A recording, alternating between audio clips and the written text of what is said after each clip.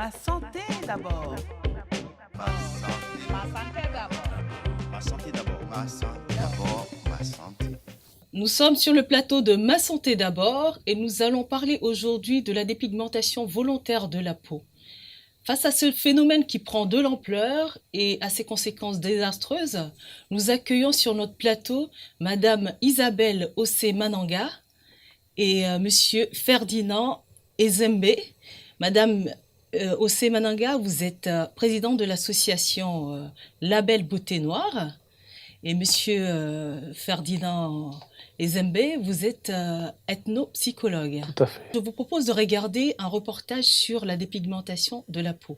Maquillage, décapage, ntodo, ndoto, kessal, chacho ou encore ekonchi, ce sont là différentes appellations de la dépigmentation de la peau dans certains pays d'Afrique noire. Dépigmentation qui traduit ainsi un déficit de catalase, de déperdition progressive des mélanocytes 1, 2, 3 et 4, y compris un niveau anormal élevé des perbocytes d'hydrogène au niveau de l'épiderme, conduisant à un stress oxydatif et une oxydation des protéines et lipides. La couleur de la peau est notamment définie par le prototype d'une personne exposée au soleil où les parties exposées sont sombres et celles cachées claires. En Afrique, la dépigmentation de la peau est beaucoup plus volontaire, synonyme de prestige. Elle se manifeste à travers l'utilisation des produits chimiques et produits de synthèse pour être clair afin de faire plaisir aux hommes et femmes, puisque dans certaines régions du continent, la dépigmentation de la peau ne concerne pas que les femmes. Certains hommes aussi sont bien intéressés dans le but de satisfaire certaines raisons esthétiques par la suppression de cette mélanine qui colore la peau noire. Dans certaines régions d'Afrique, avoir la peau claire est un critère majeur de beauté. Mais ces phénomènes de dépigmentation de la peau ne se concentrent pas qu'en Afrique.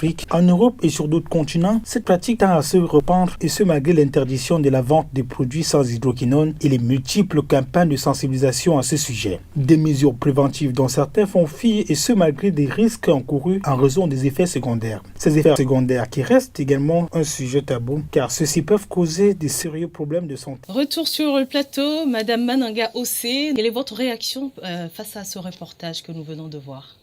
Écoutez, effectivement, c'est vrai qu'en tant que lanceur d'alerte, on est très content de se rendre compte que l'État français a reconnu, parce que c'était d'abord très important de reconnaître l'enjeu de santé publique de manière institutionnelle et pouvoir après mettre en place toute une stratégie, et si je puis dire, pour aider les populations. C'est vrai que à un moment donné, on pensait que c'était pas vrai ce qu'on disait. Et c'est pour ça que c'est important que l'État français, en tout cas, l'ait reconnu en tant qu'enjeu de santé publique, parce que quand on envoyait des messages de prévention, on avait l'impression que les gens ne le prenaient pas au sérieux, comme elle le disait. Donc j'espère qu'en Afrique aussi, on a vu dans plusieurs pays, comme le Ghana et tant d'autres, qui sont en train de la Côte d'Ivoire, qui avait pris un décret il n'y a pas très longtemps pour interdire les produits à base d'hydroquinone. Mais ce qui est dommage aussi, c'est comment on peut savoir qu'il y a de l'hydroquinone ou pas dans les produits. Donc voilà. Comment le sait-on ? Comment le sait-on ? Donc c'est vrai qu'il y a aussi à mener une campagne d'information. Voilà, sur la qualité des produits et sur les actifs qui composent ces produits, parce que on sait que bon voilà, on veut vendre les produits, on veut absolument faire de la com, du marketing, tout ce qu'on veut pour que les gens achètent des produits cosmétiques, mais qu'est-ce qu'il y a à l'intérieur de ces produits-là ? Il faut qu'on en soit certain. Il faut qu'on soit certain qu'il n'y a rien qui puisse nuire à la santé. C'est là que c'est dommage et que Fatoumata Ali nous dit qu'on a affaire à des médicaments. Et effectivement, ce sont des médicaments. Qui sont détournés de leur fonction première. Voilà, donc vous voyez que l'affaire est compliquée là. On a des médicaments, c'est donc de la cosmétovigilance ou pharmacovigilance même. C'est-à-dire c'est des médicaments qui sont que les dermatologues utilisent de l'hydroquinone ou de la cortisone, mais c'est suivi, si vous voulez. Alors que là, en fait, c'est des taux qui sont beaucoup plus élevés que ceux qui sont admis en dermatologie. Donc, c'est très grave. Voilà. On reviendra là-dessus, Monsieur Ezembe. Qu'est-ce qui peut pousser des personnes à vouloir s'éclaircir le teint ? Oh, je pense qu'il y a une pression sociale énorme. Le docteur disait qu'il faut que les gens soient informés, mais il y a des gens qui savent ce qu'il y a dans ces produits et qui les utilisent quand même. Donc c'est parce qu'il y a une pression sociale qui fait que les gens veulent encore être clairs de peau parce que c'est le symbole de la beauté. Et donc, malgré le fait, c'est comme l'alcool, les gens savent ce qu'il y a dans l'alcool. Ils savent que c'est dangereux, ils en boivent. Il y a des conventions sociales qui font que, dans certains moments, les gens essayent d'être comme on attend qu'ils soient. Donc, c'est important, les campagnes de prévention comme la Belle Beauté nous le fait, pour que les gens sachent et qu'ils ne soient pas abusés. Mais d'un autre côté, il y a des gens qui savent et qui les utilisent. Et donc, c'est là où c'est plus compliqué par rapport à ces problématiques. Et surtout, vraiment, éviter de condamner les gens, quoi. Il faut travailler beaucoup avec les gens. Moi, je vais dire, si une personne dit « je veux être belle », il faut la comprendre, être belle. Il faut la comprendre. Il faut la comprendre. D'accord. Il faut comprendre les gens qui veulent être belles et qui vont avoir une police. Et peut-être travailler pour qu'elles puissent avoir la peau claire sans avoir des produits dépigmentants, des produits dangereux. Mais que les gens veulent être clairs de peau, c'est leur choix. On ne peut pas aller au-delà, effectivement. C'est leur choix. Des avis individuels des uns et des autres. Mais parlant d'avis, nous sommes allés sur le trottoir. Écoutons leurs réponses. Écoute, moi je pense que, en tant qu'en tout cas femme africaine, je pense que c'est juste dommage en fait de s'éclaircir la peau. On a tous une identité, une personnalité à défendre et moi j'estime qu'en faisant ça, t'es plus toi en fait. T'es plus toi en faisant ça en fait. Tu deviens quelqu'un d'autre. Mais qui? Tu deviens qui en fait? Tu vois? Tu fais ça par rapport à qui? Par rapport à quoi en fait? Moi personnellement je trouve ça dommage et en plus c'est super dangereux pour la peau. Et voilà. Alors, à propos des frères, je ne saurais pas trop quoi dire. À part de dire que c'est pas bien, mais à propos des filles, je pense que c'est un problème de diversité ou d'identité. Elles veulent ressembler un peu, on va dire, aux métisses, aux blanches, je sais pas. Se démarquer un peu de la femme noire africaine. Bon, moi je peux dire, moi je pense qu'il y a des gens qui font ça parce qu'ils n'aiment pas leur couleur, mais moi je trouve ça un peu bête. Ah ouais. Personnellement c'est une très bonne question. Moi ce que j'en pense c'est que c'est une dénaturalisation en fait. L'Africain, l'homme noir en fait il veut plus être noir. C'est pour ressembler à quelqu'un d'autre qu'à lui-même. Non, je ne l'aurais pas fait. Parce que je viens de dire, j'aime bien la peau noire. La peau noire ébène, bois noir, tout ça, j'aime bien. Non, franchement, non. Je suis bien comme ça, Dieu m'a fait comme ça, je suis bien comme ça. Je reste avec ma couleur de peau, ça me suffit. C'est tout. Non, pas du tout, non. Non, pas du tout. Jamais de la vie. Jamais de la vie. Je suis très très bronzé. Et malgré que je sois très très bronzé, je reçois quand même quelques compliments. Donc, je pense que j'ai pas besoin de m'éclaircir la peau pour plaire. Il y a plein d'effets, il y a plein d'inconvénients par rapport à ça. Et, tout simplement parce que voilà, j'aime même comme je suis, je m'accepte comme je suis. Dites-moi, est-ce que vous pensez que les gens sont assez conscients de ce phénomène et de sa dangerosité? Je pense que oui, de plus en plus. Aujourd'hui, ça fait 17 ans quand même. Hein. Voilà, donc ça fait longtemps et de plus en plus les médias en parlent, l'opinion aborde ce sujet-là. Donc effectivement, de plus en plus, ils sont conscients, mais moi je trouve qu'ils sont de plus en plus stigmatisants aussi, c'est-à-dire vis-à-vis des patients. Il faut vraiment savoir qu'on a affaire à des patients. Donc c'est des gens qui ont besoin qu'on les écoute, qui ont besoin qu'on les accompagne, qui ont besoin qu'on ne les montre pas du doigt. Il faut comprendre que c'est vraiment un phénomène de santé. C'est de la santé publique. Voilà. C'est ce qui permettra d'avancer et de faire évoluer les choses. Parce que si on les montre du doigt et si on les stigmatise et si on se moque d'eux, ils vont se braquer. Et le message ne passera pas. On a l'impression que c'est quand même considéré comme un phénomène identitaire. Est-ce que ça touche essentiellement les Noirs? Est-ce que c'est un phénomène qui touche essentiellement les Noirs? Il y a des... Mais je pense que c'est un phénomène, pardon, je vous laisse Allez-y, prendre la après je parole. vais... C'est un enjeu mondial. La dépigmentation est un enjeu mondial. Donc, en fait, dans chaque continent, il y a une approche identitaire et culturelle. Par exemple, en Inde, les intouchables, ben, ils sont noirs. Donc, forcément, on voudra pas leur ressembler. Il y a ce phénomène-là. Au Japon, il y a la geisha. La geisha, Oui. on va lui mettre de la poudre blanche pour Blanche, très devenir blanche, blanche. oui, Donc, oui, vous voyez, voilà. il y a toute cette approche culturelle aussi par continent qu'il faut pas sous-estimer. Donc pour l'Afrique, l'Afrique également a toute l'approche culturelle autour de la peau blanche qui est synonyme de beauté, comme vous disiez tout à l'heure. Et aussi, voilà, je vais laisser Monsieur Ezambé, puisqu'on est là sur la sémantique, hein, je pense que de Oui. manière psychologique. Je pense que ouais. on est noir en fonction du continent où on est. Parce que Obama, par exemple, le métis, il est considéré comme noir. Quand il y a des métis en Afrique, ils sont considérés comme blancs. Comme des blancs, oui. Et ils arrivent en France, ils découvrent qu'ils sont noirs.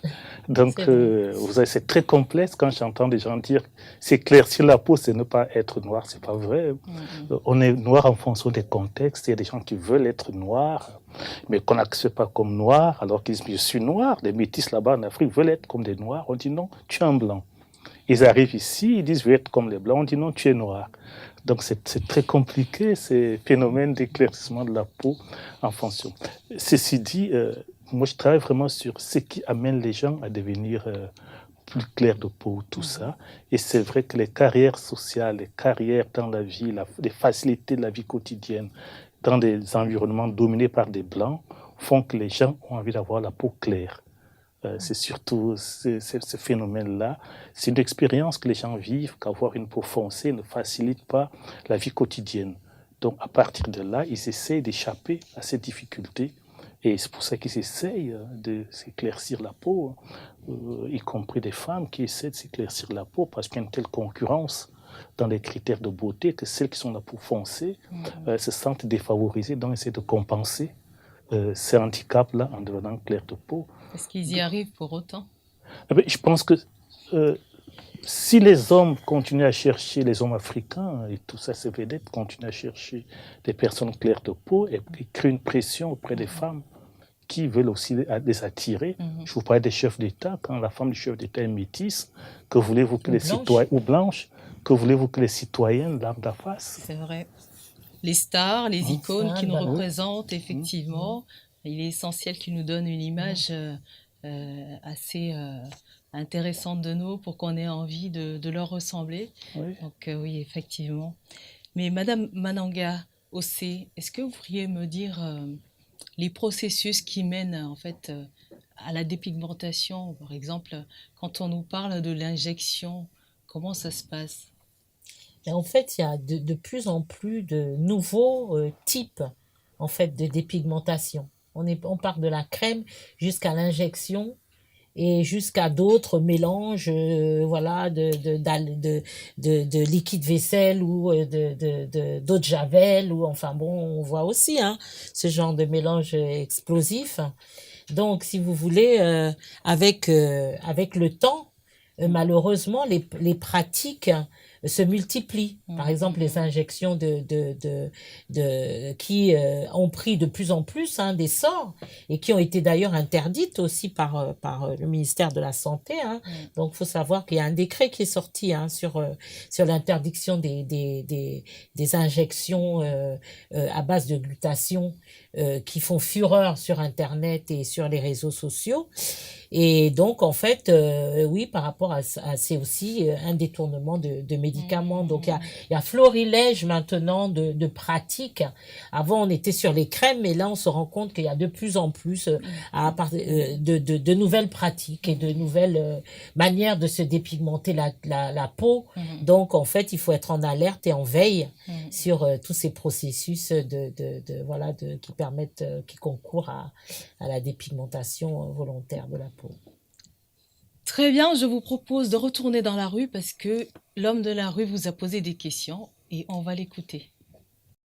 Si j'ai à poser une question aux experts, j'aimerais que les experts me disent si vraiment la dépigmentation provoquée par le changement, ce qu'on appelle en général les maquillages, c'est-à-dire on change leur peau volontairement, si cela n'entraîne pas des conséquences. Pourquoi ces produits sont autorisés sur le marché, sachant que la plupart sont cancérigènes? Monsieur Nzambe, dites-moi, quand on a envie d'arrêter l'éclaircissement de la peau, par quel processus on y arrive?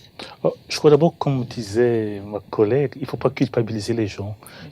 Les gens sont dépigmentés pour une raison.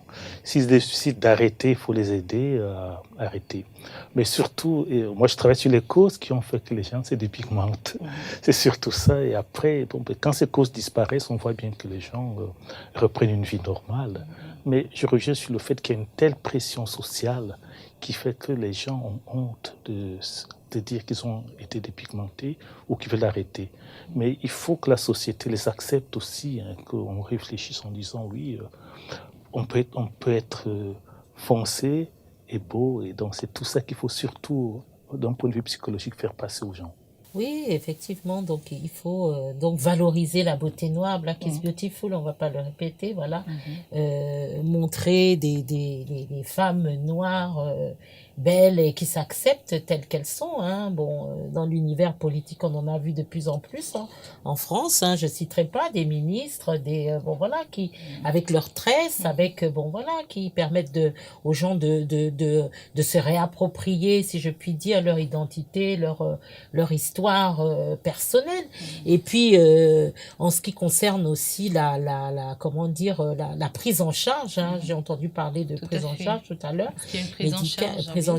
Médicale, donc il faut se rapprocher des instances comme la Belle Beauté Noire, Afrique Conseil et tant d'autres, hein, mais les bonnes, parce que en fait il faut vraiment rester dans la santé publique et pas aller sur un pendant commercial où on va vous revendre des produits alors que vous voulez vous en sortir, quoi. Ça c'est vraiment très important d'aller trouver les bons acteurs, d'avoir les bonnes personnes qui vont vous aider dans ce cheminement-là et qui vont le faire sans pour autant vous faire reculer. Parce que la tentation, elle est très importante. Quand on voit quand les gens arrêtent d'utiliser les produits, leur peau, leur peau devient beaucoup plus noire. Et donc, c'est des moments qui sont très importants où les gens autour de soi, on commence à vous poser des questions, où on commence vous commencez à vous sentir mal dans l'environnement, je dis dans lequel où on avait l'habitude de vous voir et on voit même des parents qui s'adonnent et qui mettent ces produits sur leurs enfants pour que toute la famille pour qu'ils aient la même couleur qu'eux, qu'on pose pas de questions, vous voyez. Donc c'est beaucoup plus complexe qu'on aurait pu le croire, cette histoire-là, mais il faut trouver comme je disais, sans me répéter, les bons interlocuteurs de santé publique et qui vont vous accompagner, qui vont vous aider, qui vont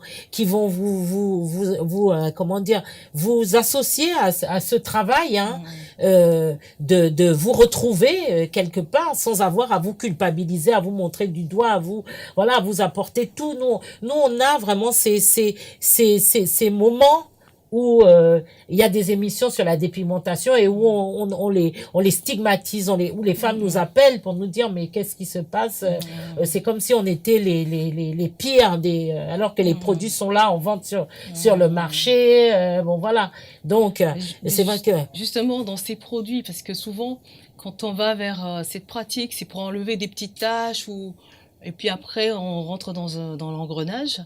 Est-ce qu'on peut dire qu'il y a certains produits qui sont meilleurs que d'autres?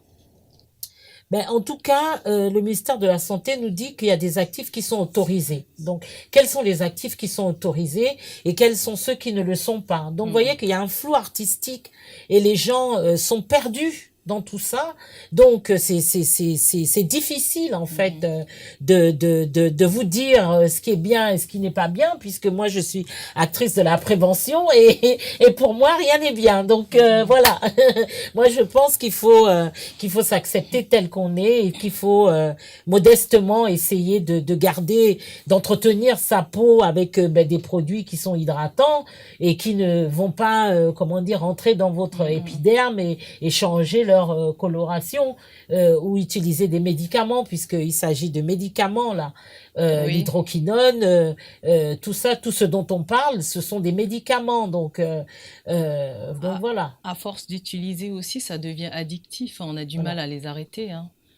Il y a toute une approche effectivement en addictologie, où c'est compliqué et d'ailleurs la cortisone permet qu'on reste attaché, à son produit. C'est de la cortisone dans certains produits. Donc, vous voyez que c'est pas facile.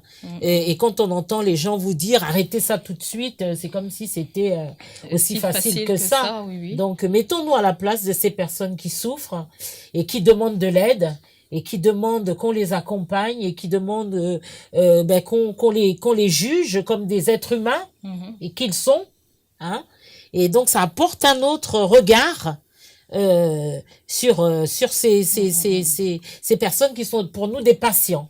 Voilà. Je vais vous proposer de regarder une autre vidéo. Nous avons interrogé un professionnel de la presse qui nous donne son avis sur la dépigmentation de la peau. Peau très noire. La plupart des mannequins stars de la communauté afro sont plutôt métissées. Elles ont vraiment la peau claire. Et on le voit même dans les annonces en fait. Aujourd'hui, c'est soit vous avez la peau donc blanche ou métissée, mais rarement, voire jamais, je vois peau noire. Vraiment, comme on dit, black skin. Donc, une fois de plus, je pense qu'il y a un gros travail à faire par rapport à ça, de la part des magazines féminins, de la part des médias, de réellement mettre en avant les filles qui sont aussi belles, qui ont aussi de talent et qui ont une peau très foncée. Et en plus, je pense que ça contribue à cet engouement qui est encore vraiment présent aujourd'hui, en 2017, pour la dépigmentation. Et là aussi, il y a un travail vraiment d'éducation et de prévention, de mise en garde par rapport aux dangers et aux effets néfastes de la dépigmentation sur la peau. J'aimerais quand même vous alerter sur un réel danger qu'on ne prend pas assez au sérieux, c'est la dépigmentation, qu'on connaît aussi sous l'autre terme de blanchiment. Mais vraiment, la dépigmentation de la peau noire est un réel danger. Nous venons d'écouter une personne qui prend l'engagement de ne pas mettre en avant des personnes qui utilisent les crèmes qui s'éclaircissent le teint. Est-ce que c'est un engagement que vous pensez qui pourrait être utile à freiner la dépigmentation de la peau, ce phénomène? Je ne sais pas comment il identifie celles qui ont utilisé des crèmes et celles qui ne l'utilisent pas. Ça veut dire que les Africaines naturellement claires de peau ne peuvent pas être shootées dans son magazine. Comment il fait pour savoir que celle-là a utilisé le produit ou pas? À mon avis, ce n'est pas la bonne approche. Il ne faut pas culpabiliser les gens en disant parce que tu es clair de peau, tout ça. Je pense que c'est difficile d'identifier qu'est-ce qu'un noir et qu'est-ce que la couleur noire et qu'est-ce qu'un homme noir, qu'est-ce qu'une femme noire. Donc, moi, je prends beaucoup de recul par rapport qu'on interdise l'utilisation des produits parce qu'il y a une conséquence sur la santé, oui, mais de dire que les personnes qui sont shootées pour éclaircir leur peau et tout ça, je ne sais pas comment il fait. Je ne sais pas comment il fait d'ailleurs, parce qu'on ne va pas exclure les gens clairs de peau de la communauté noire, parce que ça c'est du racisme. À moins aussi. De reconnaître des stigmates peut-être sur la peau. Oui, mais c'est dangereux, on va déshabiller les gens pour aller chercher des stigmates sur la peau. Les gens ont le droit d'être comme ils veulent. C'est aussi un principe de liberté. Hein. Les gens ont le droit d'être comme ils veulent être. Rien ne nous autorise à dire à tel pourquoi tu es clair de peau et toi pourquoi. Non, c'est la liberté individuelle. On peut travailler sur les conséquences sur la santé, oui. On ne peut pas interdire aux gens de vouloir être comme ils veulent être. Et c'est là que c'est difficile comme approche, parce qu'on ne peut pas aller au-delà des libertés individuelles des uns et des autres. On fait passer un message d'information, de prévention, pour que les gens prennent conscience de ce phénomène, mais je peux vous dire que nous, dans nos locaux, on reçoit des femmes qui ont choisi de continuer à utiliser des produits de blanchiment de la peau. Donc, voilà. Elles ont choisi en toute bonne âme et conscience. Bon, voilà, nous on fait passer notre message, mais on n'ira jamais dans leur douche, ni dans leur salle de bain tous les matins. Faut leur dire stop. Vous voyez, parce que là je vais volontairement très loin, mais c'est pour vous montrer que c'est pas un travail facile, la prévention ça, et l'éducation. Vous voyez. Mais à qui profite ce marché? C'est quand même un marché colossal. Ben écoutez, il profite aux gens qui ont un intérêt particulier dans ce marché. Mais moi, si vous voulez, nous, on n'est pas très préoccupés par ça. Nous, c'est plus les personnes qui nous intéressent en tant que telles, les patients qui nous intéressent en tant que tels. Et en ce qui concerne le marché des produits cosmétiques, il restera et il continuera. Hein. Voilà, on continuera à vendre des produits, mais par contre, ce qui nous préoccupe, c'est ce qu'il y a à l'intérieur. C'est-à-dire, est-ce que... il y a une campagne quand même de répression. Voilà. Faut savoir que oui, les pouvoirs publics en France sont très actifs. Aussi bien, il y a quelques jours d'ailleurs, il y a eu dans la presse les douanes qui ont saisi,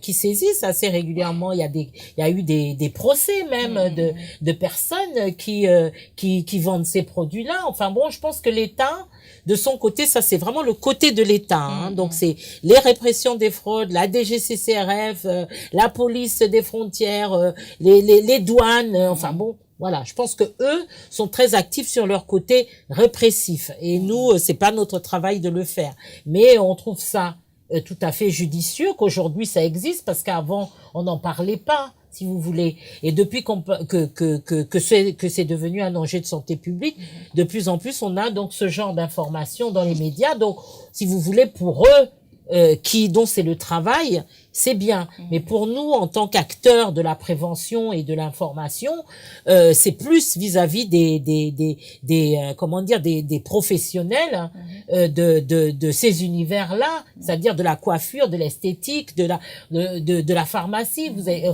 en tant que tel, comment vous appréhendez ces problématiques? Qu'est-ce que vous faites vous en tant que professionnel quand vous rencontrez ces personnes-là? Vers qui vous les envoyez? Quel est votre comportement? Est-ce que vous laissez passer ou est-ce que vous vendez ces produits-là? Vous voyez, il y a toute une chaîne de responsabilités aujourd'hui, en plus des passants que vous avez interrogés tout à l'heure, tous les professionnels que sont les médecins comme Monsieur Zambé, les professionnels de l'esthétique, de la coiffure, de la médecine et autres, vous voyez que tout ce que ça impacte, des infirmières. Moi, la dernière fois, j'étais en train de discuter avec une infirmière qui voulait se mobiliser autour de la question de la dépigmentation parce que elle voit les effets sur les bébés. Et elle voit aussi des sages-femmes qui lui parlent de plus en plus de ce phénomène et on parle de la France, hein. Donc vous voyez qu'il y a de plus en plus de métiers qui sont impactés par toutes ces campagnes-là, contrairement à ce qu'on croirait, vous voyez. Mais je crois qu'il bénéficie à tout le monde, hein, voilà. Parce que y compris les femmes, les personnes qui se dépigmentent ont ce qu'on appelle des bénéfices secondaires. C'est-à-dire que comme elles se dépigmentent, elles voient qu'elles attirent les hommes et que si elles n'étaient pas dépigmentées, les hommes ne viendraient pas. Donc il y a un bénéfice secondaire. C'est pas de manière... elles sont pas bêtes, les personnes qui se dépigmentent. Il y a un bénéfice secondaire. Elles voient bien que si je fais ça, j'ai tel résultat. Les femmes, elles savent que les hommes fortunés, tous ces gens cherchent des personnes à peau claire. Donc, si je mets des pigments, tu peux attraper la personne à peau claire. Donc, il y a un bénéfice pour tout le monde. En somme, il faudrait demander à nos hommes, surtout les riches, d'arrêter de chercher que des femmes claires pour que les femmes acceptent d'être noires.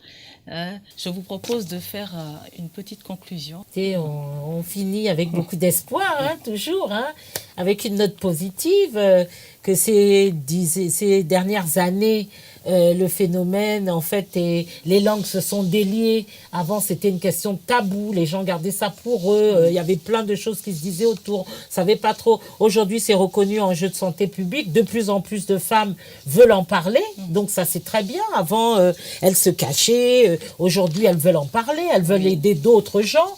Donc, vous voyez, on continue à avancer dans cette problématique. Donc, moi, je suis très ravie de voir les choses avancer de manière positive et j'espère qu'on continuera dans ce sens-là. Et Monsieur Ezembe? Je pense qu'il faut multiplier les débats publics. Je pense il faut débattre de tout, c'est sûr. Comme disait Isabelle au départ, on n'avait pas envie de parler des choses. Moi, je suis partisan de débattre de tout ce qu'il y a dans la société, qu'on puisse en parler. Après que les gens choisissent, mais en toute liberté. Merci Madame Mananga Ossé Isabelle d'avoir été présent sur notre plateau. Merci beaucoup pour l'invitation. Merci Monsieur Ezembe Ferdinand. Merci beaucoup. Merci cher public de nous avoir suivis. Pour en savoir plus, retrouvez toutes les informations sur le site de Santé publique et retrouvez l'association Label Beauté Noire sur les réseaux sociaux. À bientôt pour une nouvelle émission. Ma santé d'abord. Ma santé d'abord. Ma santé d'abord. Ma santé d'abord. Ma santé.